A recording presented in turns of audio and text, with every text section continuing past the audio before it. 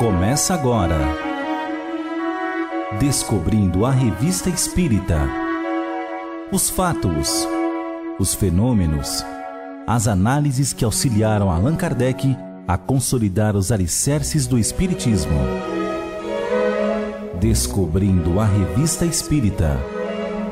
Pesquisa e apresentação, Luiz Armando de Freitas Ferreira. Gabriel Delany, cujo prenome era François Marie, é autor de vários livros muito importantes para os que pesquisam sobre o aspecto científico do Espiritismo. Entre suas obras mais conhecidas estão A Alma é Imortal, Evolução Anímica, O Espiritismo perante a Ciência, O Fenômeno Espírita. Fundou em 1882 a União Espírita Francesa e o jornal O Espiritismo.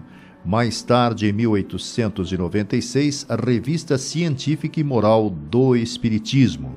Nasceu meses depois do lançamento de O Livro dos Espíritos, formando-se mais tarde em engenharia, desencarnando em 1926 aos 69 anos.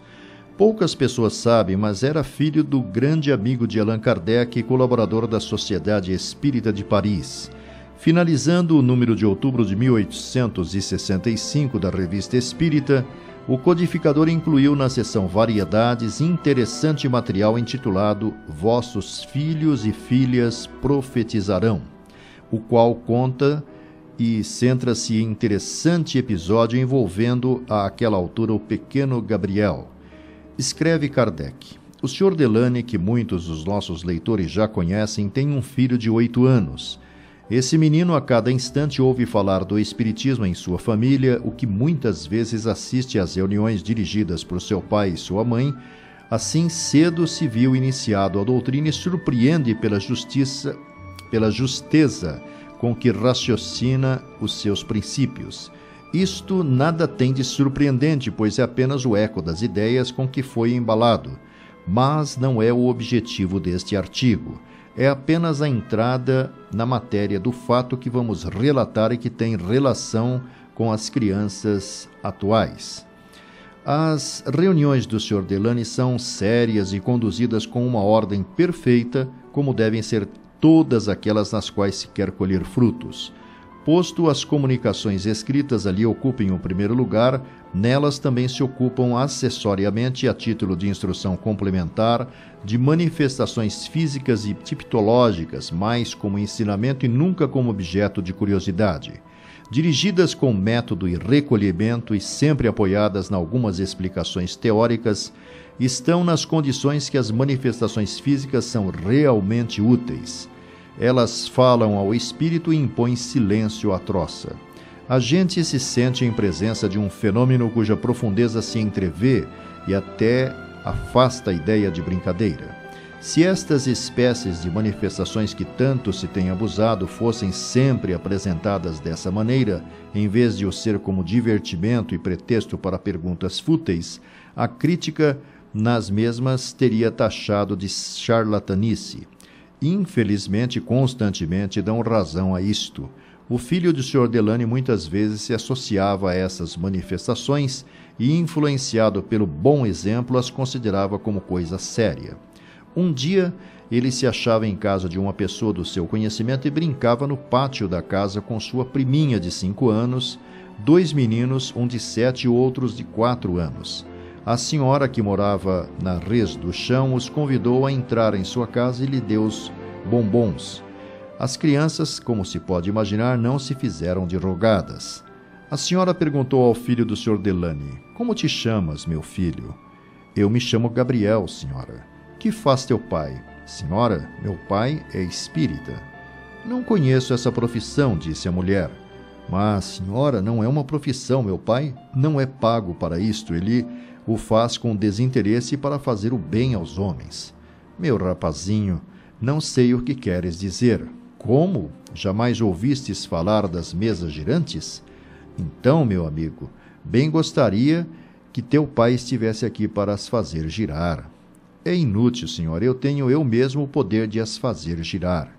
Então queres experimentar e me fazer ver como se procede? Provocou incrédula a senhora. De boa vontade. Dito isto, ele se senta ao pé da mesinha da sala e faz sentar os seus 3 camaradinhas. E eis os 4 seriamente pondo as mãos na mesa. Gabriel fez uma evocação em tom muito sério e com recolhimento. Apenas terminou, para grande estupefação da senhora e das crianças, a mesa ergueu-se e bateu no chão com força. Perguntai, senhora, quem vem responder pela mesa? A senhora interroga e a mesa soletra através de sons resultantes com as batidas com um dos pés no piso as palavras: teu pai. A senhora empalidece de emoção e continua: então, meu pai, podes dizer se devo mandar a carta que acabo de escrever? A mesa responde: sim, sem dúvida. Para me provar que és tu, meu pai, que estás aí, podias dizer há quantos anos está morto? Logo a mesa bate 8 pancadas bem acentuadas. Era correto o número de anos.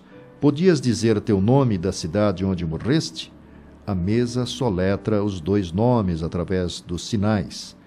As lágrimas jorraram dos olhos daquela senhora, que não pôde mais continuar, aterrada por esta revelação e dominada pela emoção. Seguramente este fato desafia toda a suspeita de preparação do instrumento, de ideia preconcebida e de charlatanismo. Também não se podem pôr os 2 nomes soletrados à conta do acaso. Duvidamos muito que essa senhora tivesse recebido uma tal impressão numa das sessões das senhoras Davenport ou qualquer outra do mesmo gênero. Aliás, não é a primeira vez que a mediunidade se revela em crianças, na intimidade das famílias. Não é a realização daquela profecia contida no 2º capítulo, versículo 17 do livro Atos dos Apóstolos? Vossos filhos e vossas filhas profetizarão.